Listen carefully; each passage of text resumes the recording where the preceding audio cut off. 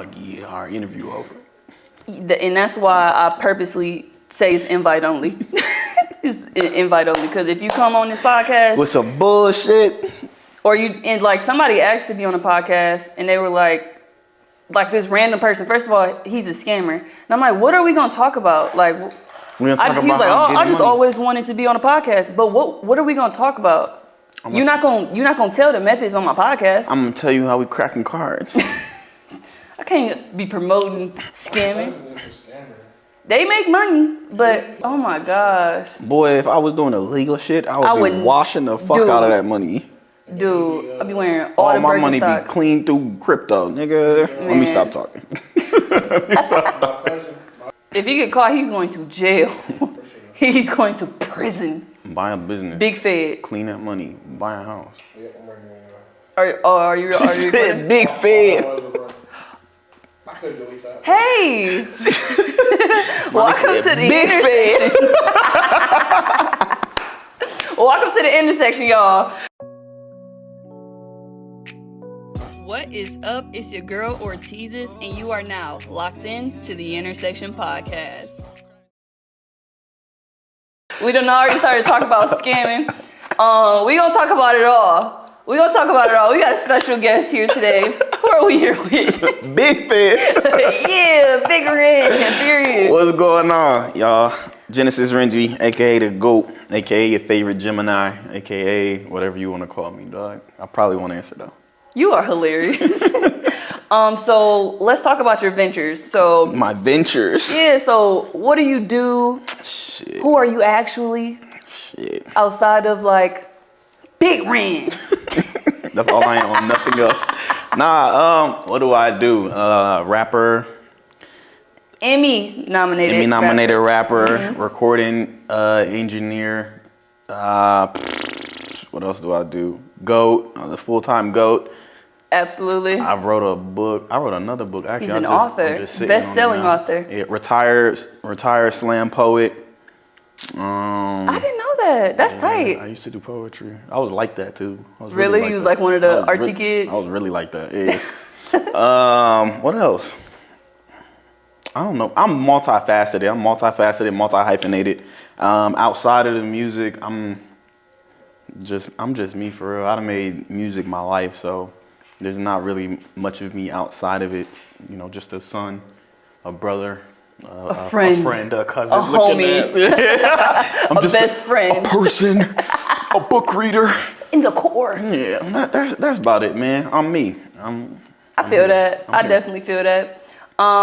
So can you tell us a little bit about the House of Renji? Yeah, so the House of Renji is a record label I started when I was 20 years old. Celebrated 10 years this February. Round of applause. Yeah, and I made it a full-time venture and way of employment for myself. Okay. Been able to help out a few other artists along the way.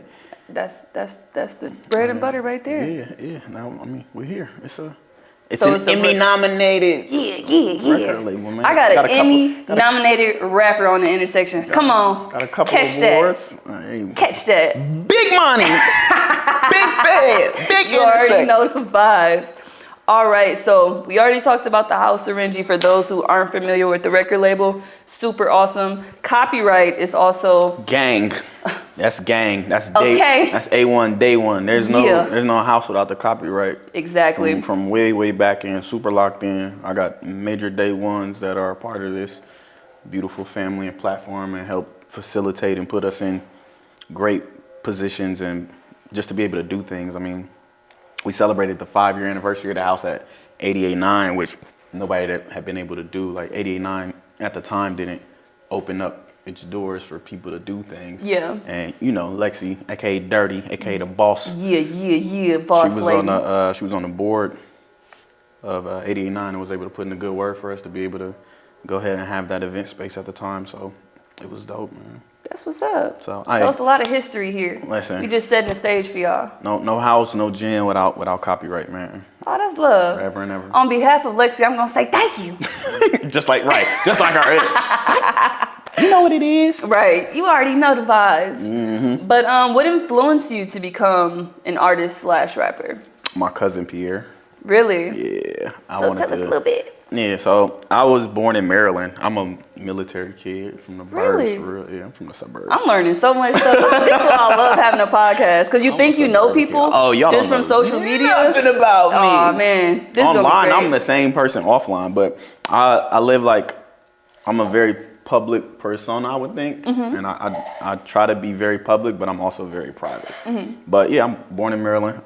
Moved here when I was like 8 or 9. And my cousin Pierre was, that was like my role model growing up. He helped me navigate the identity crisis and just the culture shock of coming to the hood and living in Milwaukee and just the vast differences between the military base. Yeah, and then in the actual city. You know what I'm saying? All of this. Yeah, but no, I got into rap because I wasn't allowed to listen to rap growing up. So whenever we would go to my cousin's house, he'd be sneaking us new music to listen to. And this is during the Interscope, Shady Aftermath era. So we getting a whole lot of Dr. Dre, 50, a lot of Eminem. So Eminem was a favorite for me just because he was so different and I always felt different. Yeah. So whenever I was getting into music or rapping, I was trying to impress him. Yeah. From freestyling on in front of the house on 51st and Locust to, just coming up with different rap groups. Yeah. He's up my there. granny. Well, I ain't gonna tell y'all what she did. She live right over there. She over there. She up north side. About a block away. Yeah. But yeah, dog, just that, and it became a thing. So even when I just ventured into other things, poetry, I'm an artist by birth, like visual art. So I was always drawing and painting, but going through high school, music was the thing that kept coming back around, and I was just always finding a way to record or and connect to make some new music. Yeah, so it ended up becoming the career even after going to college for theater, trying art, doing the spoken word career for like a year and a half, 2 years. How was that? Spoken word? Yeah. So I didn't get into poetry the same way as other people do. Most people get into it like, oh, that was an outlet and that was love and da-da-da. I got into it from a competitive nature. Like, so when I moved to Alabama when I was in high school, my sophomore year in high school. I was living with my dad in Alabama, and I remember he told me to come into the living room, and he had HBO on, and it was Brave New Voices, the international team competition for spoken word poetry on the TV. And he was like, check this out, I think you'd like it. So I'm watching the teams, they competing on television. I'm like, yo, this is dope. I'm gonna be on here. Like, that's what I was telling myself, I'm gonna be on here. The next year I moved back here. I ended up competing in a poetry slam hosted by Dasha Kelly Hamilton. Okay. And that got my school, because I was going to Reagan at the time. So my God, wait, we gotta pause. Charles! He went to Reagan. That is the arch enemy of my alma mater, Rufus King. First of all, because I went to King my freshman year. You went to Reagan? I couldn't get back into King because it was a wait list when I moved back. Oh, yeah, so I had to go to Alabama. Because I had to go to the other only IB school in the city, which was. That's true. And I don't think Reagan and King is arch rivals. I'm stepping on Tigers every time I see them. Riverside gets no love. That's true. I just call Reagan the Southside King, but.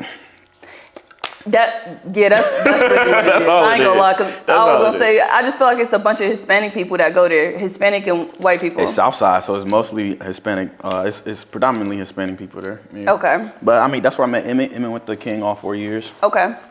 Emmett James, for those of y'all that don't know. That's where I met a majority of the homies I got in my life now. I did a write-up on him. Yeah. And I was actually listening to Juice this morning. That was getting me in mode for the podcast. Exactly. Nah, Emmett's one of them ones. But where was we at? Oh yeah, so competed, got my school qualified, and we competed in the high school slam league. Worked my way through that and ended up being on the state team. Okay. I got to go represent Wisconsin at Brave New Voices.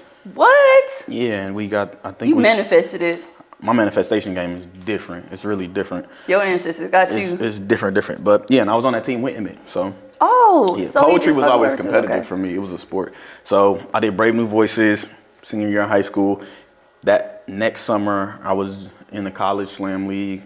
And then the fall after that, I was in the adult slam league, youngest person on the team. I think I was like 19. Everybody else is 2 times my senior. Oh, wow. And then I did a small stint with Louder Than a Bomb, which is a hosted in Chicago, usually Midwest Slam thing. And I was done. I was like, I've hit every level. I've done this at every possible level. I don't want to keep doing it. So you said, I've already won all the awards, guys. I did it though. You can't keep adding accolades that I already got. It was nice. It was dope. It added a new, it added a different level to my stage performance. So when I perform, I'm probably gonna be the standout act anytime. Yeah. It was nice while I had it. It was fun. That's what's up. Yeah. That's what's up. So how did your cousin Pierre react once you actually got full into your rap career? So he was always pushing me to just keep going. Okay. Yeah, my cousin passed away 2 years ago. Oh, I'm sorry. Yeah, no, it's all good. That's my dog. I've been thinking about him a lot recently. But you gotta tat it on there me. There you go. Yeah. Keep my cousin everywhere with me. But he was always pushing me to do it. Always excited for me. Always happy I was still sticking to music. Because I mean, we know a lot of people who go after things and then life happens. You know what I'm saying? So I've never been a person to let life knock me off course. Yeah. Life is gonna keep happening, so I gotta make sure I keep happening. Absolutely. But he was always supportive, super happy, super proud of the things I've done. I talked to his parents about it a few times, and they would always just talk about how he was just happy I was still doing music. So. Well, that's good. That's my guy, man. I'm glad you made him proud in the long run. I got to, and I'm gonna keep doing it. As you should. It's a lot more to go. That's all. That's all I think about. So much life ahead of you. It's a lot more to go. Yeah. And so much more creative. Life is beautiful because it's just like it's really infinite amounts of ideas you can get. Like, and sometimes I find myself in this weird like limbo where I'm challenging myself on our original ideas because it's like, are any of our thoughts original? Not really. I mean, the way you think about it is, I mean, we didn't heard the saying before, there's nothing new under the sun. Yeah. So what we're doing is taking a familiar idea and providing a new perspective. That's really all it is. Like, yeah.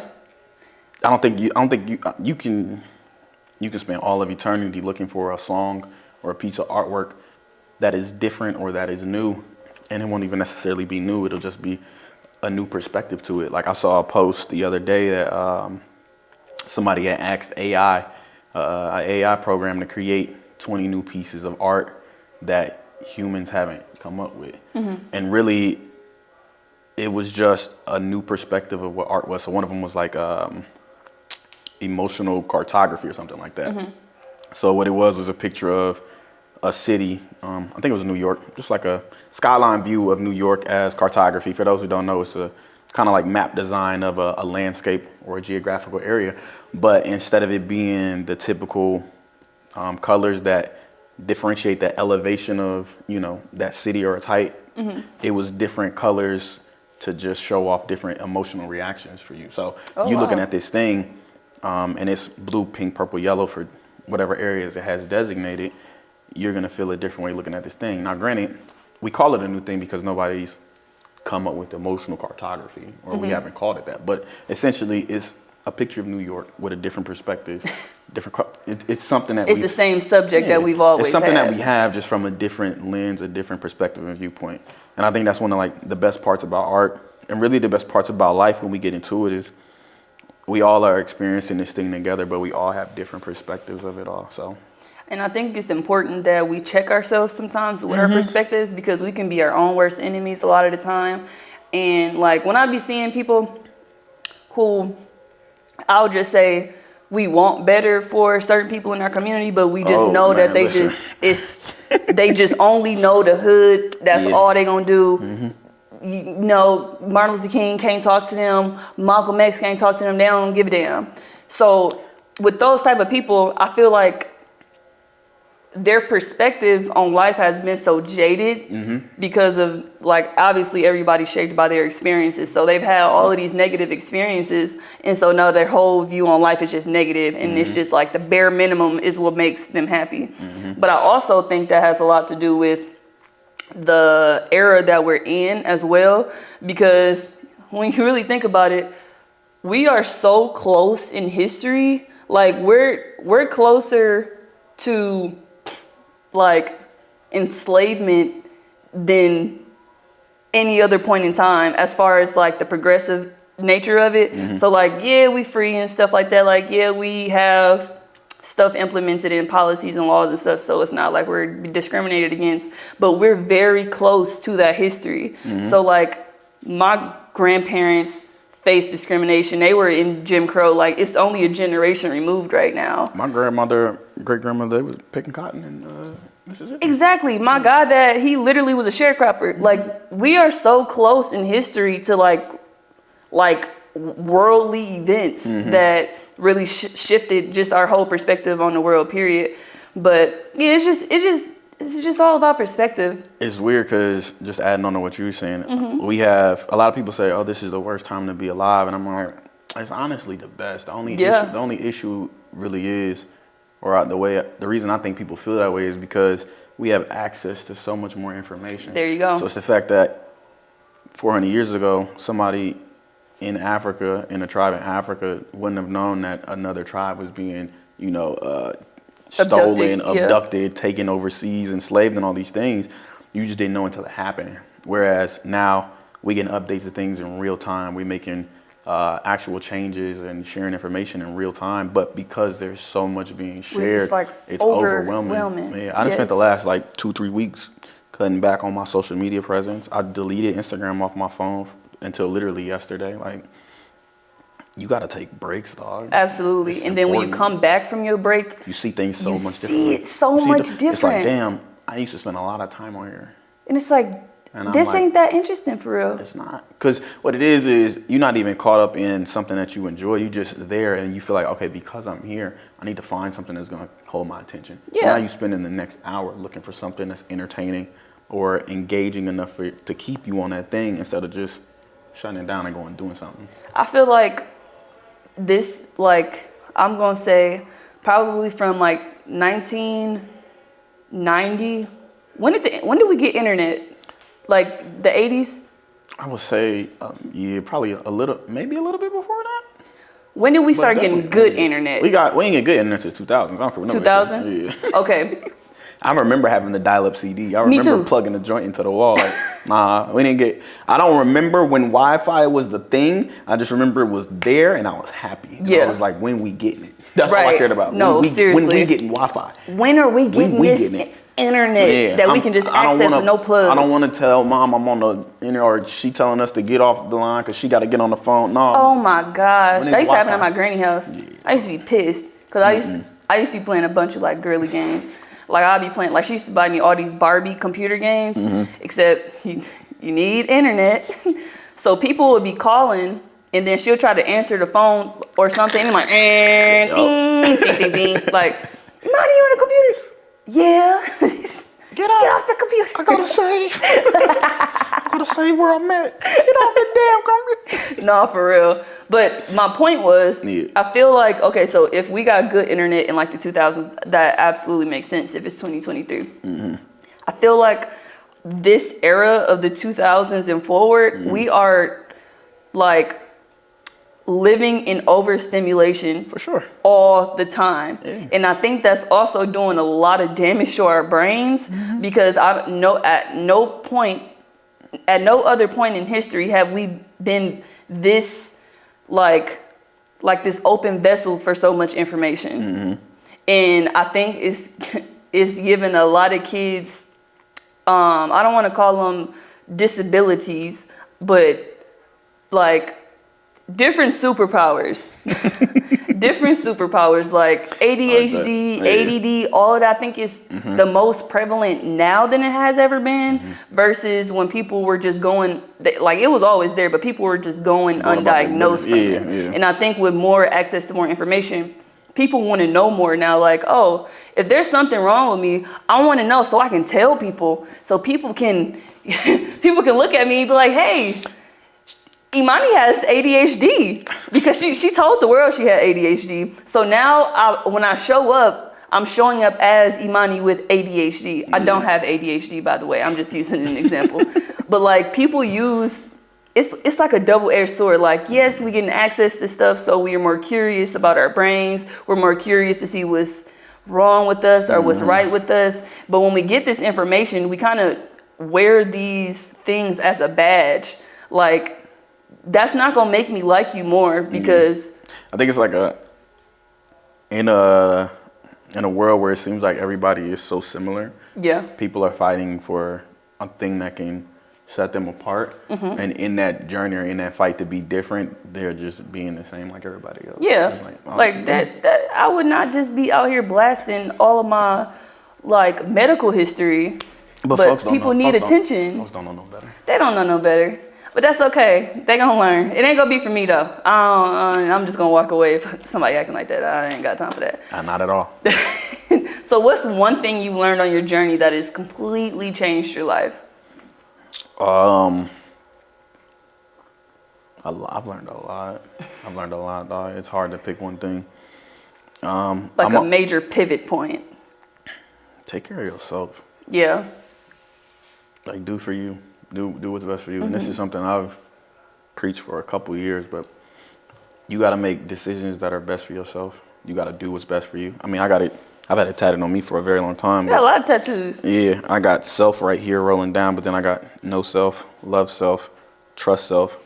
Like you need to know who you are inside and out, thoroughly, completely. You need to love who you are, good, bad, and ugly. I know me. I'm very self-aware. I know me thoroughly.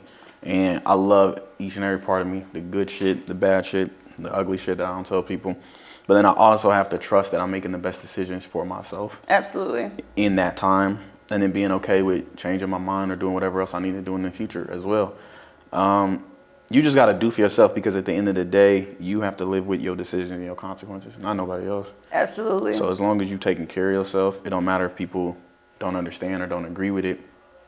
You got to be good with going to bed with whatever decision you made, and I think that's enough. That's one of the most important things. I think the other thing is be open to being wrong. Yeah. And not being wrong in the sense of, I was wrong, I'm a bad person. Nah, be open to wanting to learn something you don't know before, or you didn't know before, or be open to changing your mind or having a new perspective. Like. That's what's wrong with the older generation. They too stuck. Like, yeah, and that's the other thing too. Don't be like I honestly don't listen to nobody older than me. I got OGs I listen to for certain advice and things like that. But when we talk about new ideas, what's next in life, pushing things forward, I listen to kids. I listen to people in my generation because they're seeing things with a different perspective, but then also with a forward notion of going ahead. Like, we don't have the same aspirations as the people before, we don't even need to say a generation, as the people that were 5, maybe 10 years older than us. My brother, I have an older brother, he's 10 years older than me. Me and him have completely different priorities and responsibilities in life. And the way we view the world is different just from that small gap of 10 years. That's crazy. You know what I'm saying? So I have the opposite effect. So me and my oldest brother, I believe we're 7 years apart, and then me and my youngest brother are 6 years apart. But we're all kind of on the same page in a way, because my brother is very creative. Like, he's like one of those people who he went through the whole spiritual thing. He went through all of that. Like, he cleansed himself inside out. He also went through the hard shit, like people wishing demons and shit, like weird, very weird shit. Like, don't move to LA for real if you don't got no people out there. I'm gonna keep my comments on LA to myself. Like, if you know me, you know how I feel about LA. That's all I'm gonna say. Do you visit? No. If I go to LA, it's because I have to go to LA, and I rarely go to LA. Really? It's not my favorite place in the world. No. It's not a place that I would ever want to live. They sold dreams. They sold you a dream on television, and when you get there, it's not what they call it Tinseltown for a reason. It's not what you think it is. If you've never been to LA, it's not what you think it is. That's why I can only visit. I see right through it, especially having somebody close to me experience so much hell while he was there. And it's not like he had to, like his family is good. Like, he's good, but it's just, when you're in those type of situations, especially LA is just a completely different place. Like, it is. He went south when he was trying to make friends, and he made friends with, I'm just gonna call them Satanists, but he didn't know that they were Satanists, because people don't just be like, hey, I'm a Satanist. Yeah. And so he's on I think he said he was on a bike ride or something, or like a trail or something. And it was like they had only hung out like a few times, but they didn't get into like, usually people, they don't start the conversation off with politics and religion. Usually people try to stay away from that. So they were riding a bike or whatever, and all of a sudden they started like kind of interrogating him, like, how do you feel about God, and like, are you one with the Lord and shit, like a bunch of weird, just some weird stuff that I'd be like, why are you asking me that? Like, that's very random to be asking me while we're on a trail. I just met you, dog. I'm the only person here. Y'all know each other, and y'all like buffed up asking me these type of questions. We're gonna talk about the safety practices and habits of going out. We as a culture need to get that together. Because they're lying. Like, they will really sell you a dream. Like, oh, you can go to LA. You can figure it out. No, you can't. The other thing too that I've seen, and this is from like people I know that were born and raised in LA. They're like, LA is the way it is because everybody keeps moving to LA. So LA ain't even made up of LA residents no more. It's just a bunch of it's a bunch of weirdos that move to LA and make LA weird. And I was like, that also makes sense. That does also make sense. That gives me more of a reason to not want to be there. Exactly, because more weirdos if none of y'all are actually from Compton, how are all y'all gangster? And y'all this ain't even y'all hood.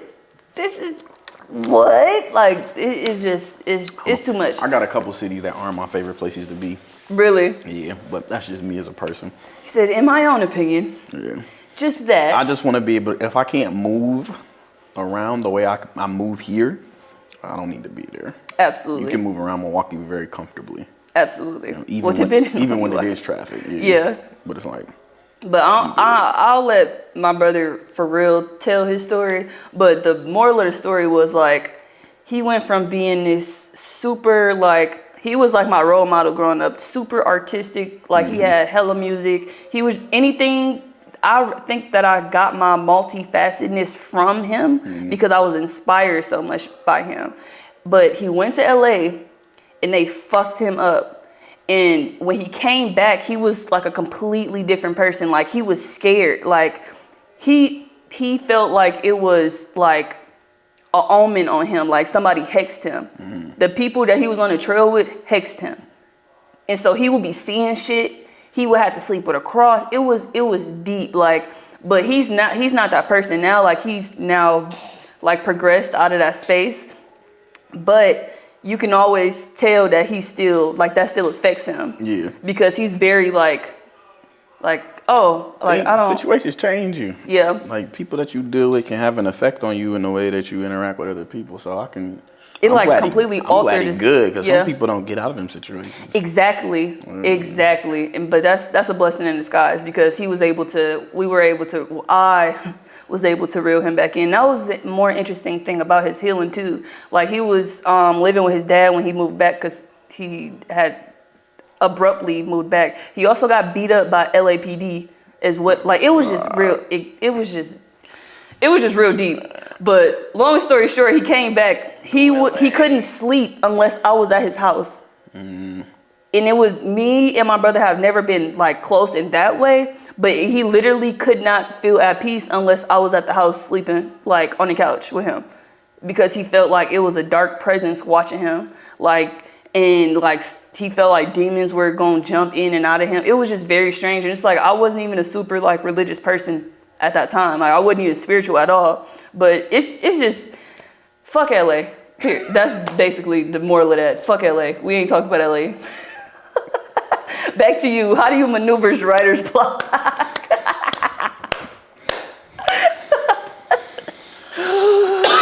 I'm dead. I'm gonna have him on the pod so he can tell his own story because he got a testimony. That's gonna be a good episode. But back to artistry. How do you maneuver your writer's block? I go to LA. No, I'm playing. Oh my God! You open up a can of worms. Nah.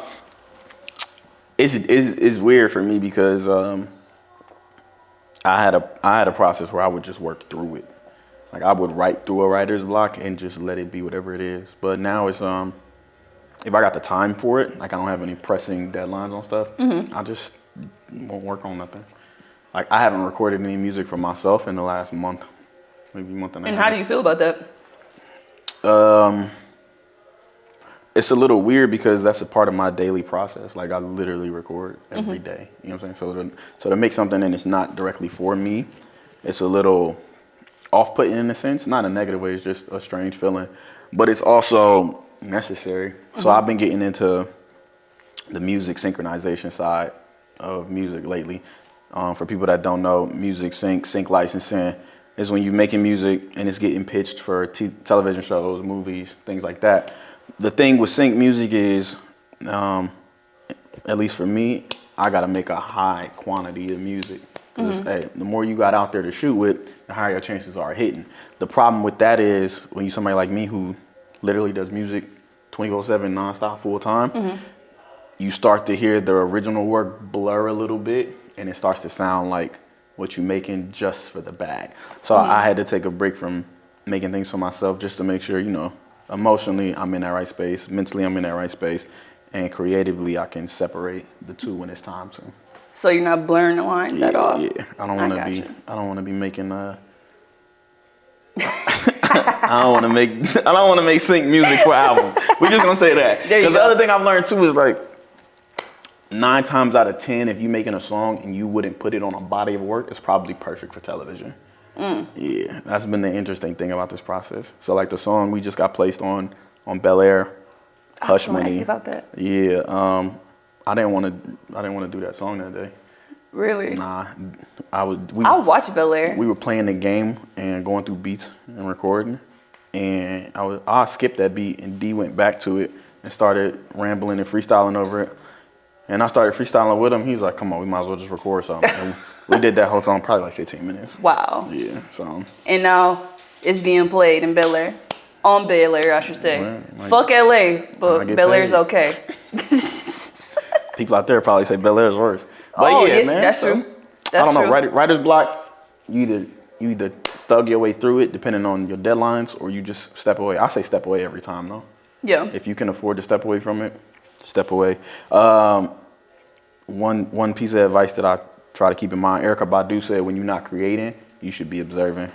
Ooh. Yeah, so if you feel like, oh, the things you're making aren't hitting, it means you need to be in a period of observation. So you need to be living, experiencing. You need to be getting inspired. Seeing the world, yeah. Soaking up some new energy, some new ideas. Wow, that's deep. I'm gonna add that to my mantra list.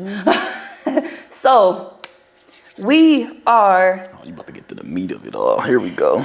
Yeah, a little bit. Just in your expert opinion. My expert opinion. Because I be seeing your statuses. What Lil Durk say? This is all props. This is not real. All cap. Nah. So as an artist, yeah, what would you say is the best and worst streaming services in your opinion, from the artist's point, not the consumer point, or you can give both? Okay, so I look at everything in multiple facets. The best for me is Apple Music, personally. Okay. Just because on an artist side, when it comes to information, data, analytics, they provide the best data, insight, who's listening to what, where, how long it's been, and then they show the lifetime of you being an artist. Spotify is garbage at that because they only show, Spotify is garbage.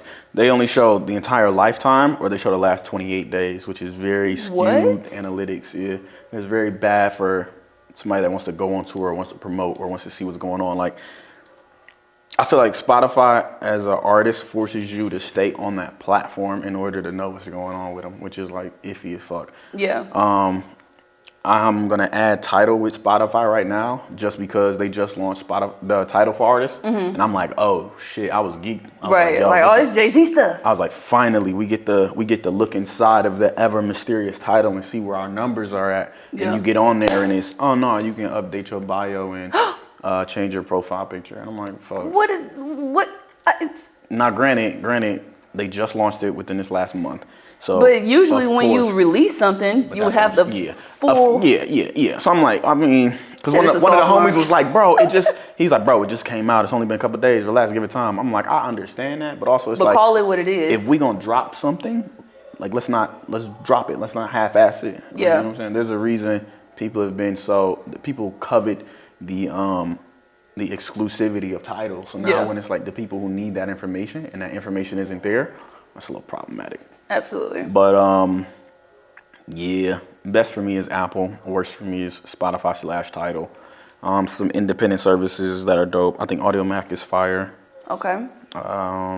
SoundCloud is goated forever. Absolutely. Even with all of the ads that they've put into place now. It's I still, haven't been on SoundCloud since I haven't was either, but like 19. my guys do it because they produce and DJ, so they're always looking for new mixes and things like that. So SoundCloud is still the best place for folks that want to just create and not worry about sample clearances and no nonsense like that. So, Oh, that's fair. yeah. It's And kind of then- like the YouTube without the you getting blocked. Yeah. And then Bandcamp, if you a creator who has that fan base, I just think it's not one of the most popular platforms. So telling somebody, hey, go listen to me on Bandcamp is a little different. But Then saying like, oh, check me out. it's just more Apple work. Music.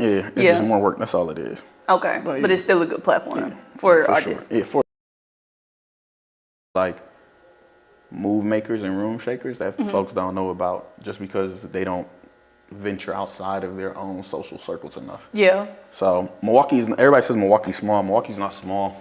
We just all have very condensed social circles, and we stick to those circles because they're comfortable or they're familiar, But you step outside of what you know, or even just talk to somebody different that may be in that same room as you, but you've never met them before, never spoken to them. It'll open you up to an entirely different world. Absolutely, because once you know that person, then they're like, oh, meet this person. I'm like, oh, hey, girl. And that social circle has grown a little bit bigger. So, yeah. That's the stage that I'm at in my career. Like, I've been in these rooms lately, and it's just like, hey, y'all. Like, it's just a little old me, but they like, oh, them big old them. Like, And the thing is, too, is like in the rooms that you haven't been in, people are impressed just because they haven't heard of you. So exactly.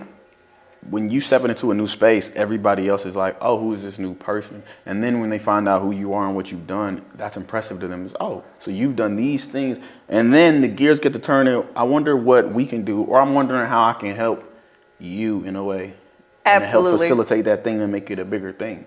Because then you get to really get creative, right? Yeah. I'd have met somebody that I didn't know before in a space that I would have never ventured in, usually. But because of this, it now presents a way for me to give y'all something in a way that either A, nobody's done, or in just a way that, or just provide a different perspective on it, right? So 10-year anniversary of the house, I could have threw another show at 88.9 if I wanted to.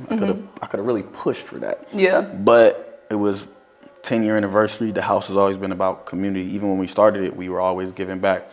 Y'all talked to Lexi. We did a lot of giving back things. Everything was going back to the community, whether it was shows, doing drives, fundraising, performances, whatever. So in a community sense, how can I give back in a new way? I recently stepped outside of my own social circle, walked into a circle that got me networked with the Wisconsin Conservatory of Music.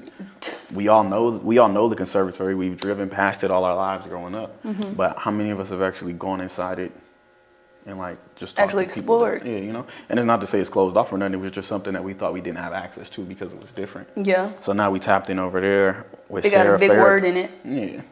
We tapped in over there with Sarah Farrick. So it's, hey, I have an idea I want to bring to y'all. Can we do a performance with the conservatory, with the students?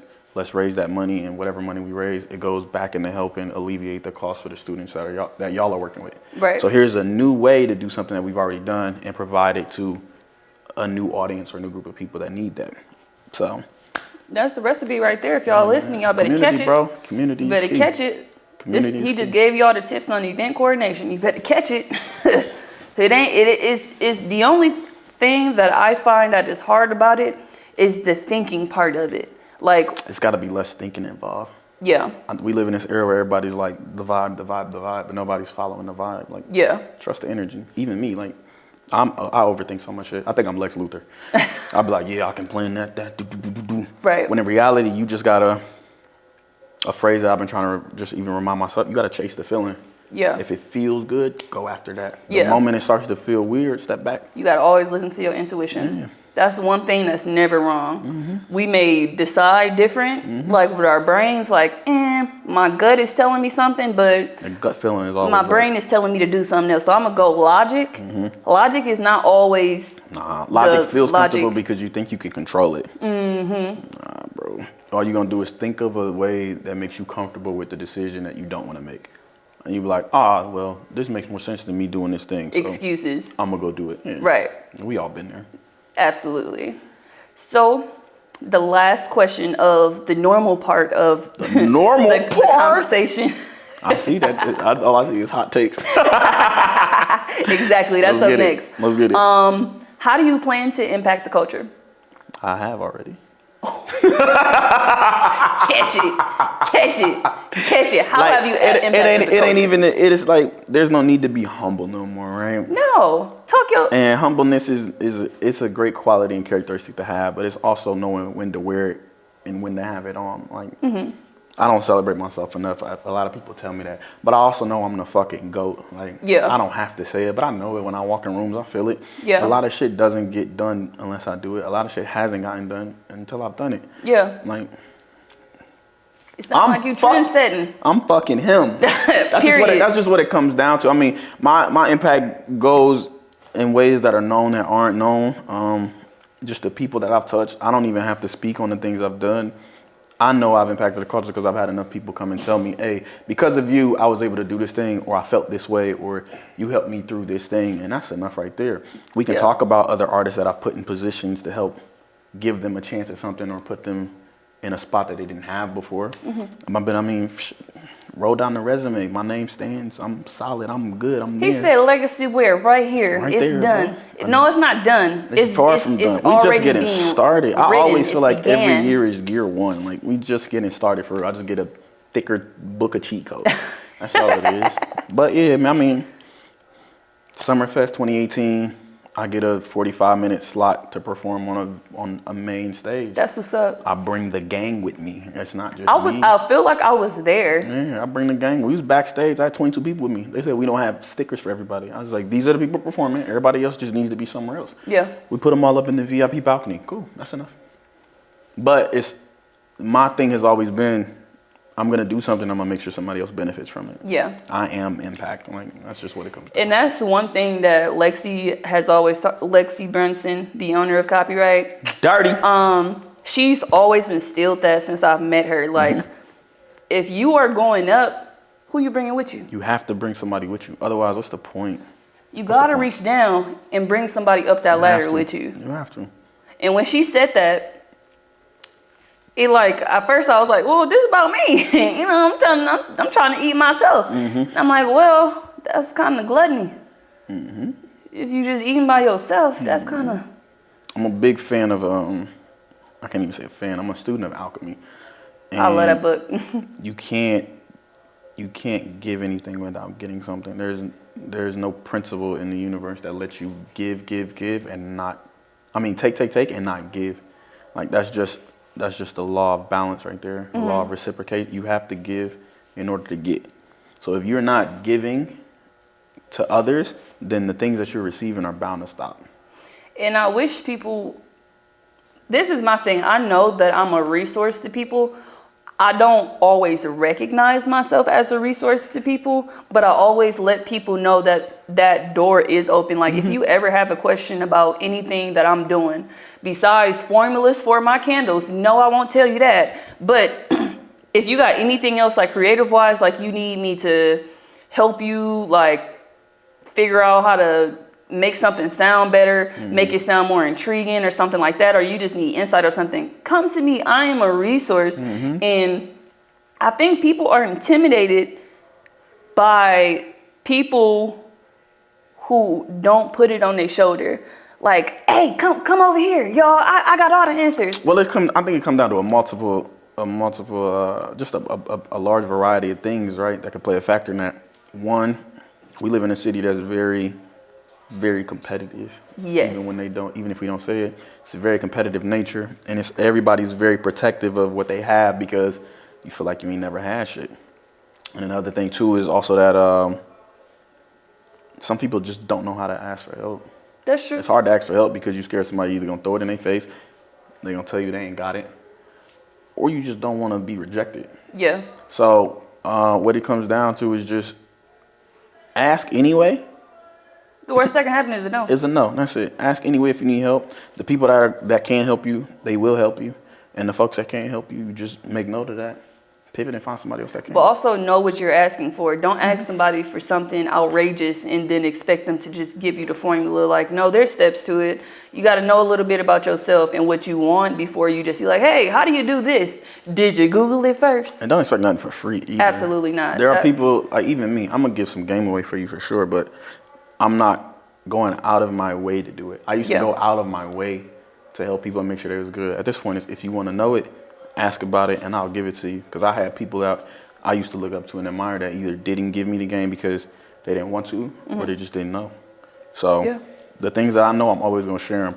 But I'm not about to go out of my way to make sure you know it. You got to have a genuine interest in that because I can't waste my time and my energy to make sure that you good. Absolutely. And that's also very good self-awareness too. But we finna speed it up. All right, you ready? Let's get it. We finna get real fast. We've These been are talking. Yeah, I seen it. We've been talking. So let's go. Let's get it. Who is on your Mount Rushmore rap? Let's go. That's a good ass list. See? That's a good ass list. Drake. Okay. Jay-Z. Okay.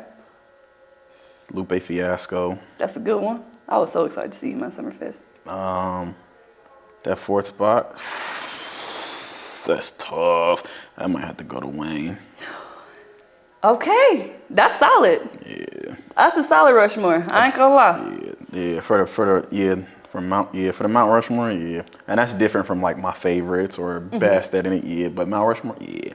Because Drake is on an unprecedented run. I think Jay-Z is the best to ever be a rapper. Yeah.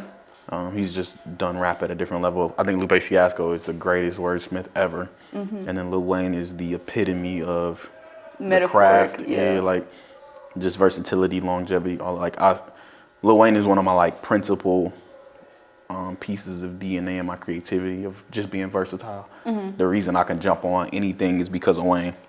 Because he can literally jump on a church song and just start spazzing. Well, I feel like in his prime. I don't know what he's been doing lately because I don't really hear no music. I feel like new music. Auto-tune Wayne is just a side mission. He said, like he beat rap, so he just having fun at this point. That's fair. The moment he started skateboarding, it was like, this is side mission Wayne. Yeah. Absolutely. All right, hot take number 2. You ready? Yeah. What's a song by a local artist outside of yourself that you jam to consistently? Anything by Mo City. Any song Mo City makes. Mo City? Yeah. Love Me is probably my favorite song by him, but King of the North is crazy. Darth Vader is nuts. Jagger James by Emmett James has been on repeat lately. I'm your favorite rapper's favorite rapper. Yeah, Emmett different, bro. But yeah, those would be my go-tos for sure. All right, hot take number 3. Best album that has come out in 2023 so far. Ooh. I don't think there's been one for real. There hasn't been one yet. The closest would be Ray, the singer Ray. She's from the UK. Okay. I forget the name of the title because it's long as shit, but it's a very good album. That would be the one. Yeah, that's just the one. I don't know. And I haven't listened to a lot of music this year either, just because. You've been making music? Yeah, so, yeah, I don't know. We got a lot. I still got a lot of music to catch up on. Yeah. We still got a lot of music ahead of us right now, so. I don't know, man. Yeah. That's okay, because I knew that one was going to be hard, so that's why we got an extra hot take in here. That's a good question. What's Drake's best diss record? Drake's best diss record. Woo. You must see my status the other day. Drake's best See, I'll be watching. diss record. It's probably Charged Up. You think he's charged up? It's probably Charged Up, then it's back to back. Okay. So your order is Charged Up, then back to back. Yeah. Then it'll be 5 a.m. in Dallas. Okay. Because he was taking shots at Common. That shit was different. It was like, who's But beefing that's with Common? the thing. I listen to these songs and I do not know who he be talking about. Oh, it's a timeline. It's a time. 4 You gotta p.m. in follow. Calabasas, I love that song. all Diddy. That's all Diddy. What? This is 6 p.m. in New York. That was Tiger shots in there. It was a couple strays at Tory in that one. I'm not sure. Oh. 4 p.m. in Calabasas also got some Joe Budden disses in it. I say charged up because I remember. Oh, you self-promoted as a Yankee. Yeah. We established like the Yankees. This whole fucking game thankless. I remember charged up. I remember when Charged Up dropped on 2 Dope Boys. And I remember seeing the cover art and it was the, the battery emoji. And I was like, oh shit, I'm charged up. And it's like, this is the first time Drake has like talked like this. Yeah. But I also remember too, because I remember that era. So that's why those 2 songs are always going to be the top 2 for me. Yeah. It was literally maybe if either a year or a couple months before he was on Angie Martinez. He was on Hot 97. And he was like, so Drake, why you ain't, how do you feel about everybody calling you, this soft rapper, this, that, and the third? He was like, I hear it. It doesn't really bother me because, I'm just a part of the game. He was like, but I really love rap. I really study like rap and battle rap. He's a big fan of battle rap. I really study battle rap. He's like, and I don't want the smoke, but if anybody ever brings it to me, I'm ready. I remember him saying that. I remember watching that interview. He's like, if anybody ever said it or brought it to me, I would be ready. And then it was Charged Up, and it was like, dog, he's on this motherfucker barking at Meek Mill. And then next day, a couple hours later, we get back to back. And the cover art was crazy too, because it's the Toronto Blue Jays, he from Toronto Blue Jays baseball team. When they won they back to back, it was when they won back to back championships. This all went over my head. So it was like, dog, I'm gonna hit you, and then before you get a chance, I'm gonna hit you again. Like just to nail in the coffin. You know what he should have did? One of those single covers should have been him wearing a Free Meek shirt. Like, from me to you, nigga. Like, that would have been, that's some shit I'd do because I'm petty. I'm super petty. But yeah, no, for me it's Charged Up and it's back to back. But that's the other thing too, is like Drake is probably the king of subliminal disses. Yeah. Like, he don't gotta say your name to know. I ain't gonna lie, it took me a while to listen to that one song that was on Her Loss because he was talking about Meg and I'm a Meg stan. But it's like, it's so subliminal. He said, what'd he say? He said, she lied about getting shot. Lied about getting shots, but she's still a stallion. Yeah. She don't even get the joke, but she's still laughing. That's rude. That's a very layered bar. I'm gonna leave it at that. It's very layered. Because he talking about like this actual a different person as well who lied about getting ass shots, but it's very layered. You gonna talk about me? Like, and it is when I was listening to Joe Budden podcast. This is a couple years after him and Drake shit when they got cool. He was even talking about it. He's like, Drake is probably one of the most calculated artists like we've ever seen. Absolutely. And I mean, I admire it, dog. I love everything about Drake. That's hands down one of my favorites. So, yeah. So the last question of Hot Takes, y'all ready? Yeah. Ready, Freddie. What do you think Young Thug is dropping when his countdown finishes? What do I think he's dropping? Yeah, what do you think that's about? I don't know. Is a countdown going on? Yeah, you don't see them all posting these QR codes, and when you scan the code, it's a countdown. No. And it's like 5 days. Oh, word? Like out. Yeah, it's like something's dropping in 5 days. Everybody posted it. Nicki, Drake, I think, did Metro post it? It's a bunch of people. Gunna posted it. Everybody posted it. Slime Life 4 or some shit like that, or 5 or whatever, wherever the fuck you at. Oh, I wonder. 7, I don't know. Can you release music when you in? Hell fucking yeah. I didn't think that you could do that. Who won't stop you? That's true. That's true, because you got a team working for you. That's the other thing too, is like most artists got enough music to where if they go away or stop making, you can keep dropping their music. That's it's just true. a matter of what's the quality of that music gonna be. Like even me, I can stop rapping today. I got enough music for the next 3 years. Good. All I gotta do is mix. Okay. That's it. Or we can tweak. I don't have to make nothing new. So that's all it is. But I don't know. I haven't been keeping up with Young Thug. I was just waiting on a verdict. That was really it. I don't know what else to do. But I didn't know he was. Yeah, I didn't. I also ain't been on social media like that. So that's interesting. Gonna drop the album, and I'm gonna listen to it right after this podcast because y'all be fake mad. It's fake outrage.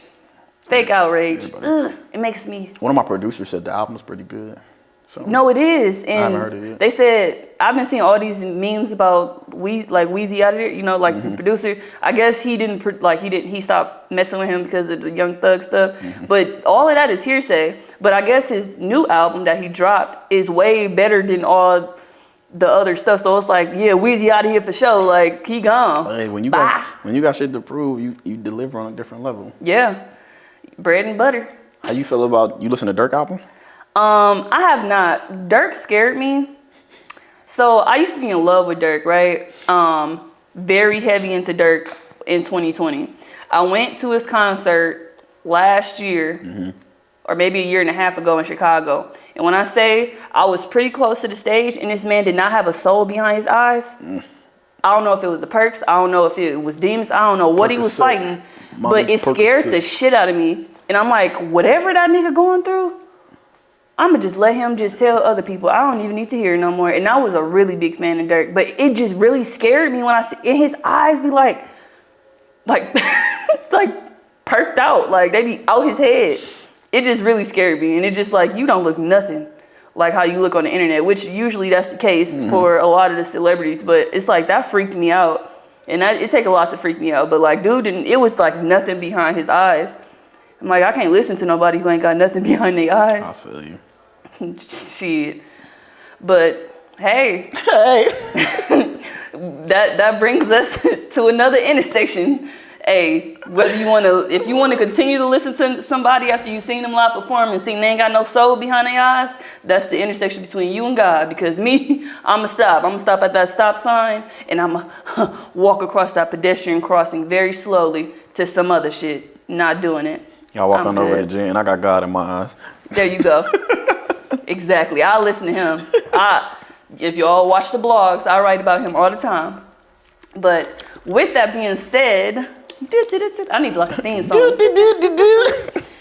This is the Big intersection with Big Ren and Big Money doing big things with big listeners listening, period.